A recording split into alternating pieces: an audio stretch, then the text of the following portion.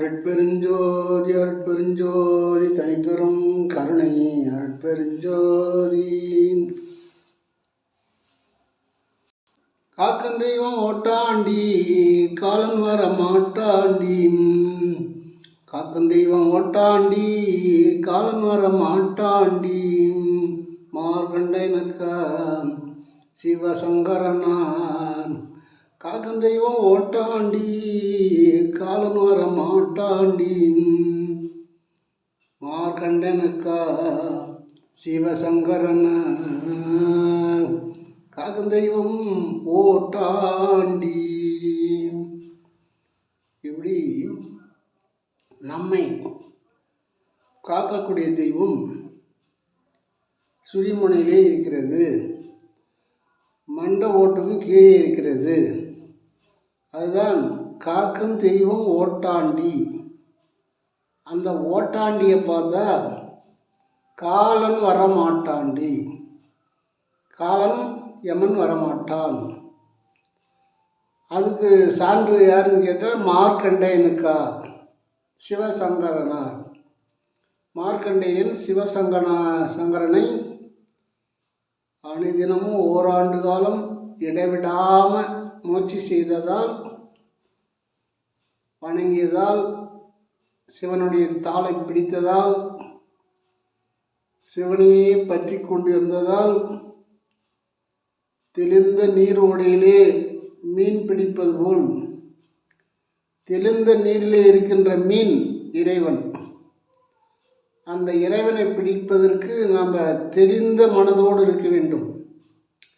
தெளிந்த மனதோடு இருந்தால்தான் இறைவனை பற்றி கொள்ள முடியும். அப்போ தெளிந்த நீர் அப்படின்னா கடலில் பார்த்திங்கன்னா தெளிவான நீரில் தான் மீனவர்கள் மீன் பிடிப்பார்கள். அதேபோல் ஆற்று எல்லா இடத்துலையும் பார்த்திங்கன்னா தெளிந்த நீரில் தான் மீன் பிடிப்பாங்க. தெளிவில்லாத நீரில் மீன் இருக்கிறது தெரியாது. அதுபோல் அந்த மனசில் தெளிவு இருந்தால் அந்த காக்கும் தெய்வம் ஓட்டாண்டி காலன் வர மாட்டாண்டி அப்படின்னு சுழிமுனையிலே சிந்தனையை வைத்தால் காலன் வரமாட்டான் என்பதுதான் நம் முன்னோர்கள் சொல்லியிருக்கிறார்கள். வள்ளுவர் என்ன சொல்றாரு? நல்லோர் மனதை நடுங்க செய்தேனோ, நல்லோர் மனதை நடுங்க செய்தேனோ, வலிய வழக்கிட்டு மானங்கெடுத்தேனோ, வலிய வழக்கிட்டு மானங்கெடுத்தேனோ, தானம் கொடுப்போரை தடுத்து நிறுத்தினோனோ,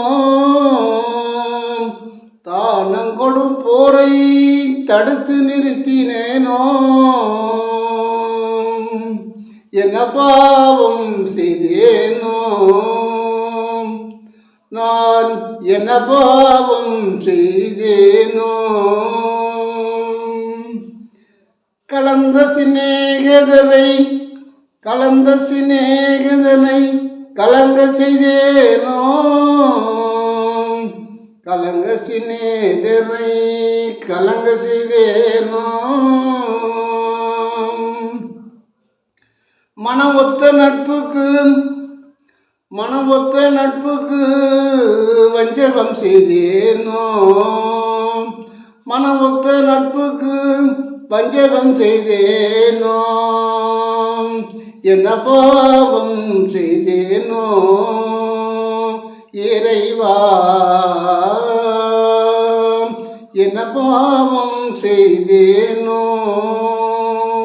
அப்படின்னு வள்ளல் பெருமான் மணமரை கண்ட வாசகத்தில் பாடுறாரு. அவர் பாவம் செய்யலை, நாம் பாவம் செய்யாது இருக்கணும் அப்படின்றது தான் இதில் அவர் சொல்கிறாரு.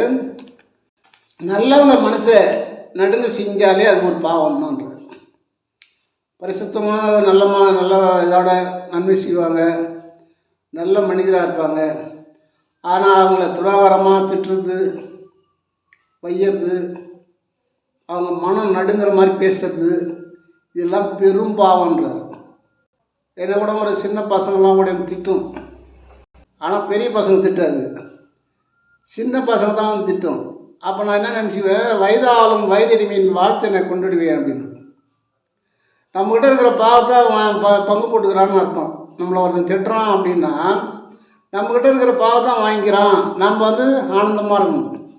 ஏன்னா நம்ம எப்பவுமே ஆனந்தமாக இருக்கிறோம். அதான் சொல்கிறார், நல்ல ஒரு மனதை நடுங்க செய்தேனோ. அவன் என்ன பண்ண முடியும்? அவன் மனம் நடுங்கும்.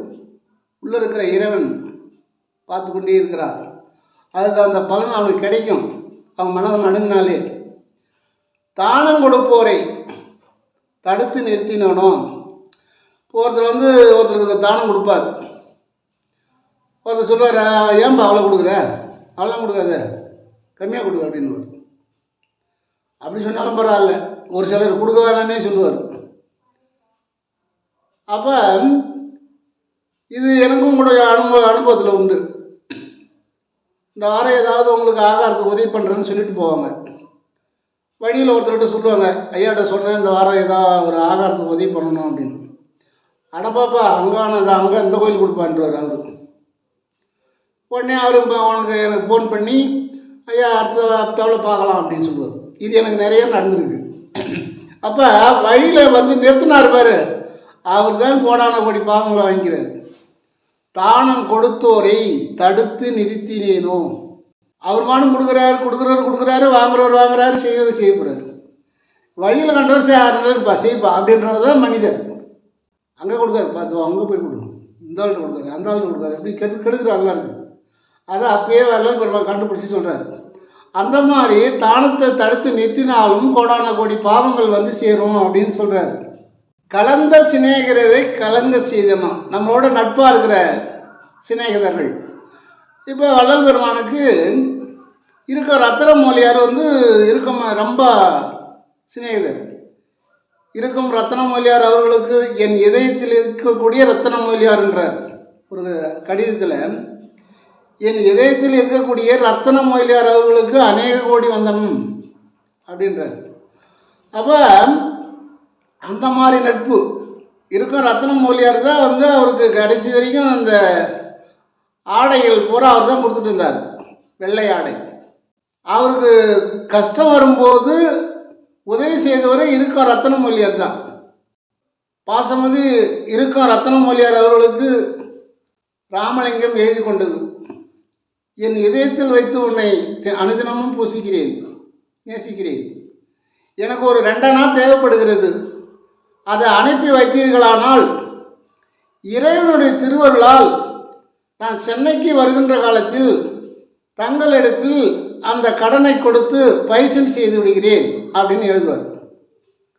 அதே போல் அவரும் 2 நாள் போடுவார். 2 நாள்னா 12 பைசா, 2 நாள் 4 நாள் 8 நாள், 8 நாள்னா 50 பைசா, 4 நாள்னா 25 பைசா, 2 நாள்னா 12 பைசா, 1 நாள்னா 6 பைசா, அரைனா அப்படின்னா 3 பைசா.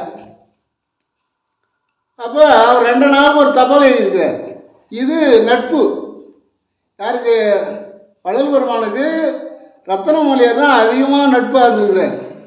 அதன் பிறகு கல்பட்டு ஐயா அதான் சொன்னார், கலந்த சிநேகிதரை கலங்க செய்தேனோ. அவங்க கலங்குற மாதிரி செஞ்சுட்டா அதுவும் பாவமா. அந்த சிநேகிதத்தை அது மாதிரி செய்யக்கூடாது. மன ஒத்த நட்புக்கு வஞ்சகம் செய்தேனோ. நம்மளை நம்பி விட்டுட்டு போகிறாங்க.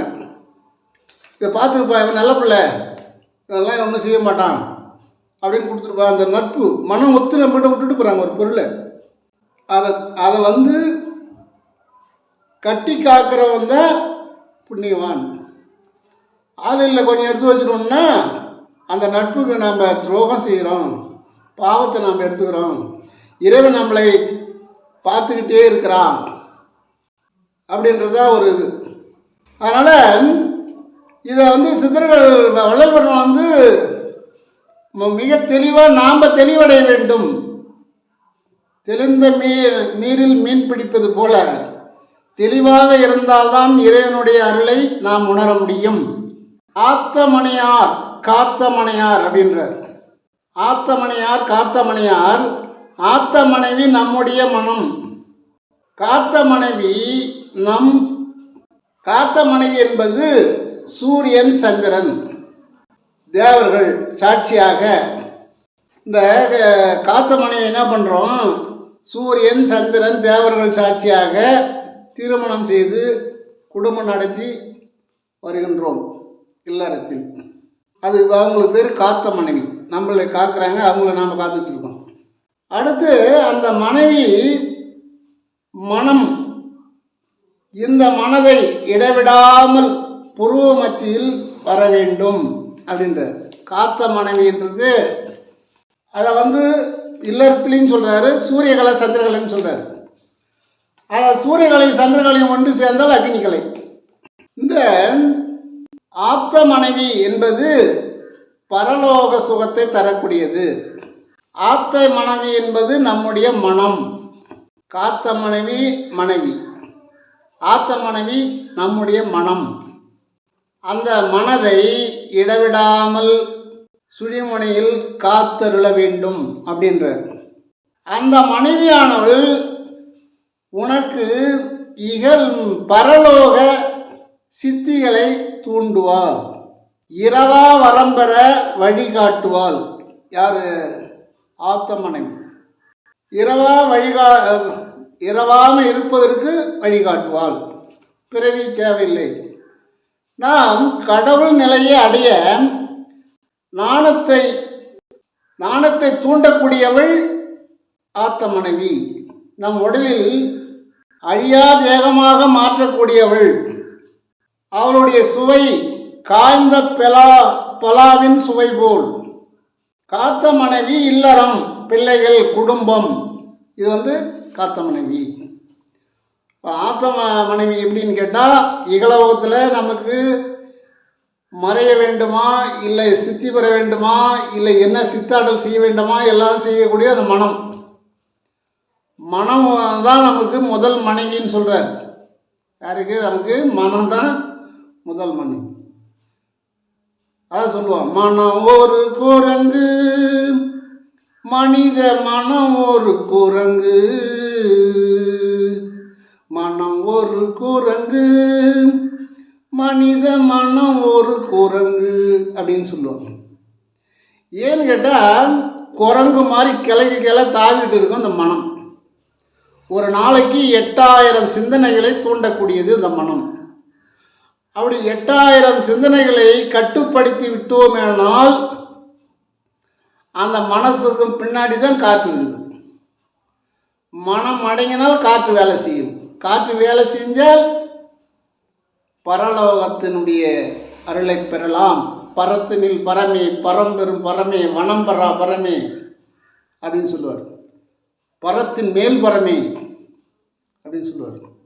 அந்த பரத்தை அடைவதற்கு இந்த மனம்தான் காரணம். இது முதல் மனைவி. இரண்டாவது மனைவி தான் காத்த மனைவி, நம்மளை காப்பாற்றக்கூடிய மனைவி இரண்டாவது மனைவி அப்படின்னு சொல்கிறார். இவர்கள் கிரியாசக்தி இச்சா சக்தியாக நாம் பாவிக்கின்றோம். இவங்க ஒரு சக்தி தான். இவங்க சாதாரணமானவங்க இல்லை. இச்சாசக்தி கிரியாசக்தின்றது இந்த உடலில் தான் இருக்குது. ஒன்று மனமாக இருக்குது, ஒன்று மனைவியாக இருக்குது. முருகனை கூட வள்ளி தெய்வானை இச்சாசக்தி கிரியாசக்தின்னு சொல்லுவாங்க.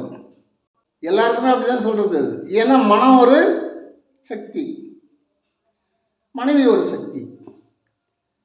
பரமசிவனுக்கு பார்வதி ஒரு சக்தி தானே. அதுபோல் நமக்கு ஒரு சக்தி இருக்குது.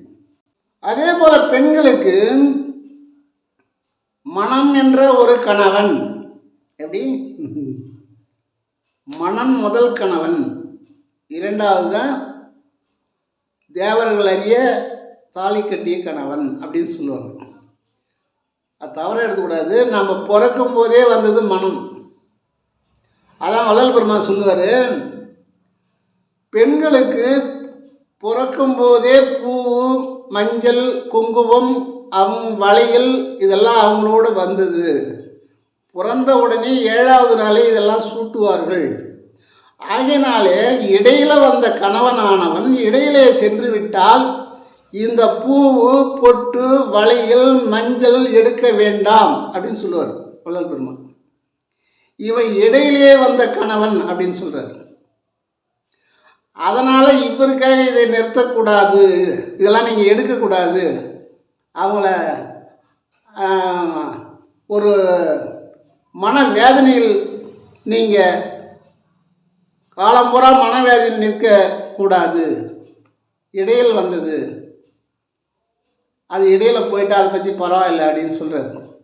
இருந்தாலும் நம்மவர்கள் ஏன் இதெல்லாம் தடுக்கிறாங்கன்னு சொன்னால், இந்த பூ பொட்டு வளையல் குங்குமம்லாம் இருந்தால் இது ஒரு அழகு கவர்ச்சியை கொடுக்கும், அதை வேற ஒரு திருமணம் செய்து கொடுக்க வேண்டும் அப்படின்ற காரணத்தால் இவங்கெல்லாம் தடுத்தாங்க. அதை வல்லபெருமான் என்ன சொன்னார், தேவையில்லை, அது இளம் வயசாக இருந்தால் அது மறுபடியும் மறுமணம் செய்து கொடுக்கலாம் அப்படின்னு சொன்னார். அதனால் அது வாழ்க்கையை வீணாக்கக்கூடாது. அதன் பிறகு வந்தவர் தான் பாரதியான்னு சொன்னார். கோரிக்கையற்று கிடைக்கதன்னே வேரில் பழுத்தப்படலான்னு. ஒரு குழந்தை ஒரு குடும்ப வளர்ச்சி செய்யக்கூடிய ஒரு பெண்ணை வந்து இளம் வயசுலேயே அது விதவையானதுனால அதை விதவை கோலமாகவே அந்த காலத்தில் வந்து உடங்கட்டெல்லாம் ஏற்றிருக்கிறாங்க. அந்த உடங்கட்டை ஏற்றக்கூடாதுன்னு சொன்னவர் வள்ளல் பெருமான். அதை பார்த்து அதை தடுத்து நிறுத்தத்துக்கு முயற்சி செய்தவர் தந்தை பெரியார். பெரியார் ஒரு இடத்துல சொல்கிறார், வள்ளல் பெருமான் சொன்னது தான் நான் வலியுறுத்தினேன், வள்ளல் பெருமான் எழுதியதை படித்து தான், திரு அருட்பாவை படித்து தான் நான் அதை கடைப்பிடித்தேன் அப்படின்னு சொல்கிறார். பெரியார் ஒரு முறை வடலூருக்கு வந்தபோது அவர் அந்த வாதிலில் எழுதியிருந்தது, கொலை புலை தவிர்த்தேல் உள்ள வரவும் அப்படின்னு. அதை அப்படி பார்த்தார் வாசப்படியில். நான் இதுக்கு தகுதியானவன் அல்ல அப்படின்னாரு. கூட வந்தவங்களாம் என்னப்பா என்ன சாமின்னு கேட்டாங்க.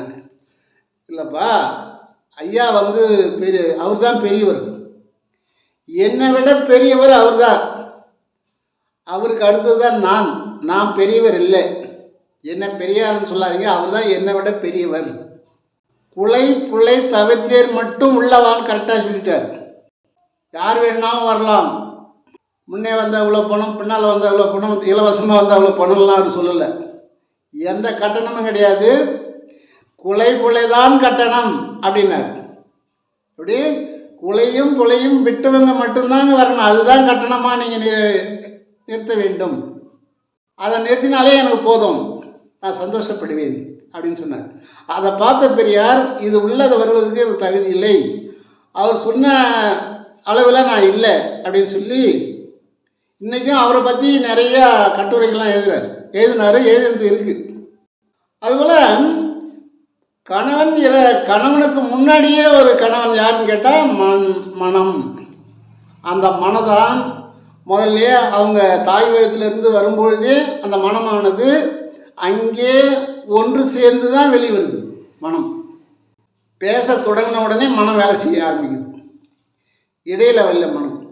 அதனால் அதை என்ன சொல்கிறாரு, அந்த பெண்ணானது முதல் கணவனாகிய மனம் என்றவனை, இரண்டாவது கணவன் தான் இடையில் வந்தவர், 20 வயசு 25 வயசுக்கு மேலே. அந்த பெண்ணு என்ன செய்யணும்னு கேட்டால், முதல் கணவனாகிய மனதை நம்முடைய சுழிமுனையில் நிறுத்தினால் அவங்களும் இந்த இகலோகத்தை விட்டு பரலோக லாபத்தை அடையலாம். நாம் பரலோகத்தை அடைவதற்கு இன்னும் முக்கியமான ஒரு வழி இருக்குது. இந்த காத்த மனைவி இருக்கிறாங்களே, அவங்க வந்து நமக்கு மனப்பூர்வமாக விடை தர வேண்டும். அதாவது வயது முடிந்து அவங்களுக்கு செய்ய வேண்டிய இதெல்லாம் செய்து அவங்களை மனம் கலங்காமல் சதிபதியாக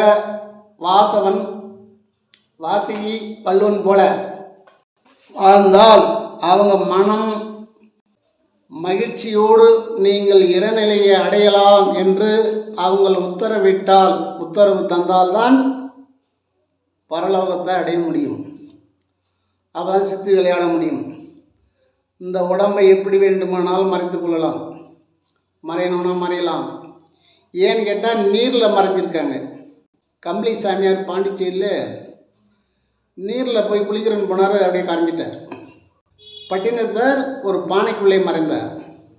ஞானசம்பந்தர் குளத்தில் மறைந்தார். வள்ளல்பெருமான் ஒரு அறையிலே திருக்காப்பிட்டு கொண்டார்.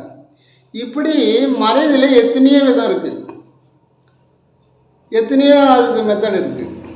நாம் பரலோக சிந்தத்தை அடைவதற்கு இந்த அம்மா காத்த மனைவி பரிபூரணமாக நமக்கு விடை தர வேண்டும். அவங்க நமக்கு உதவியாக இருக்க வேண்டும், வாசகி இருந்தது போல் இருக்க வேண்டும். அடுத்து அவங்களும் இந்த நிலையை அடைவார்கள். ஏன்னு கேட்டால் யாருக்கு அவங்க பணிவிட வேலை செய்கிறாங்க? கணவனுக்கு தான். கணவனுக்கு கிடைக்கக்கூடிய தவப்பலன் அவங்களுக்கும் கிடைக்கும். அவங்களும் அந்த சுழிமனையிலே நிறுத்தி சிந்தனை செய்தாங்கன்னு சொன்னால் உடனடியாக, ஏன்னு கேட்டால் அந்த கணவனுக்கு பணிவிட வேலை செய்ததுனால இவங்களுக்கு பாதி புண்ணியம் வந்து சேரும். அதேபோல் மனைவியினுடைய புண்ணியமும் இவருக்கு சேரும். அதேபோல் மனைவி பாவம் செய்தாலும் அது கணவனை சேரும், கணவன் பாவம் செய்தாலும் அது மனைவி சேரும். அதுதான் ஆத்தமனையால் அகத்தில் இருக்கவே அப்படின்றார்.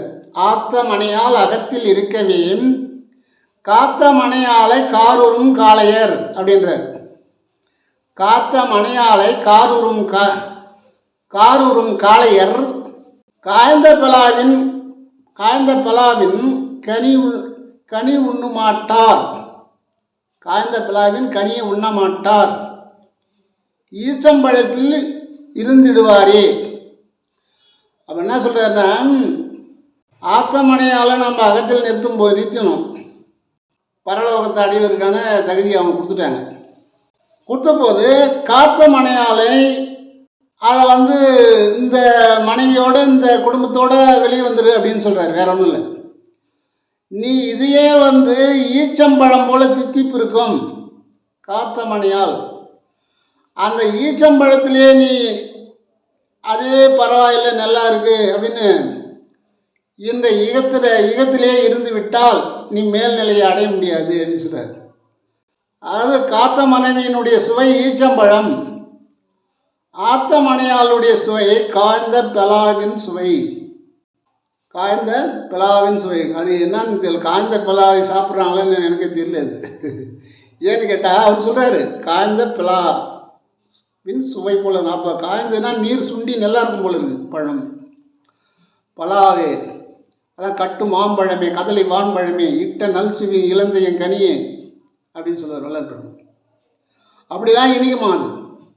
கட்டு மாம்பழமே கதலி வான்பழமே இட்ட நல் சுவி இழந்த என் கனியே அப்படின்னு சொல்லுவார். அதுபோல் மேல்நிலையை அடைவதற்கு இப்படிலாம் ஒரு தகுதி இருக்குது. வள்ளல்பெருமானும் அவங்களுடைய மனைவியிட்ட விடை பெற்று தான் மேல்நிலை அடைந்தார். அதுதான் இந்த பாடலிலே ஆத்த மனையாலே அகத்தில் இருக்கவே. அகம்னா இந்த உடம்புள்ள சுழிமனையில் இருக்கிறார். அதை முதலில் கவனிக்க வேண்டும், சதா கவனித்து கொண்டே இருக்க வேண்டும். அதன் பிறகு காத்த மனையாலே காமூரும் காளையர் கல்யாணம் செய்யக்கூடிய ஆண்கள் அப்படின்னு பேர். பழைய தமிழ் எழுதுகிறாங்க. காளையர்னா ஆண்கள் பேர். ஆத்த மனைவியின் கனி உள்ள இந்த ஆத்த மனைவிகிட்ட இருக்கிற பலாக்கனி வேண்டுமா, காத்த மனைவியோட ஈச்சம் கனி பழம் வேண்டுமா அப்படின்றார். ரெண்டும் தேவை தான். யுகத்தில் இருக்கிற வரைக்கும் இது, அவங்ககிட்ட விடை பெற்ற பிறகு அது. இதுதான் தெளிவாக சொல்கிறார், வேற ஒன்றும் கிடையாது. நாம் மேல்நிலைக்கு அடைவதற்கு திருமூலர், சிவவாக்கியர், வள்ளல்பெருமான், திருவள்ளுவர் எல்லாமே இன்னும் நிறைய சொல்லலாம். அப்பர் சுந்தரரும் சொல்கிறார். அதனால் நம்முடைய பாட்டன்மார்களாகிய இவர்கள் சொல்வதை மனதில் நிறுத்தி குடும்பம் நடத்தி அதிலிருந்து விடைபெறும். இந்த வீடியோவில் கொஞ்சம் தெளிவாக நீங்கள் இதை கொஞ்சம் உள்வாங்கி பாருங்கள். இதை முன்னோர்கள் சொன்னது தான் நம்ம பார்த்து சொல்கிறோம், வேறு ஒன்றும் கிடையாது. அதனால் எனக்கு தெரிந்தவற்றை தங்களுக்கு தெரிவிக்கின்றேன். இதில் நல்லவை மட்டும் எடுத்துக்கொள்ளுங்கள் என்று மிக்க தாழ்மையோடு கேட்டுக்கொள்கிறேன். அருட்பெருஞ்சோதி அருட்பெருஞ்சோதி தனிப்பெரும் கருணை அருட்பெருஞ்சோதி. வாழ்க வளமுடன், வாழ்க வையகம்.